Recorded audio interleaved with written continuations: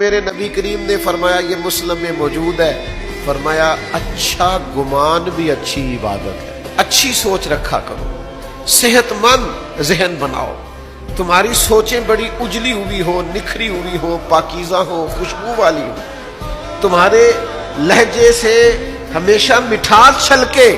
حضور 10 دن رکے ہیں طائف میں، پتھر مارے ہیں لوگوں نے، یعنی ایک بندے نے بھی اس وقت کلمہ نہیں پڑھا، ایک نے بھی پانی نہیں پوچھا، لیکن میرے نبی کریم علیہ السلام کے گمان کا حال یہ ہے کہ جب غلام عرض گزار ہوئے نا، یا رسول اللہ دعا کریں یہ تباہ ہو جائیں، تو محبوب نے دعا کی، یا اللہ انہیں ہدایت دے دے، یہ جانتے ہی نہیں یہ کیا کر رہے ہیں۔ یہ گمان دیکھنا، یہ سوچ دیکھنا، یہ ہماری تربیت کا رنگ دیکھنا۔ نوجوانوں غور کرنا۔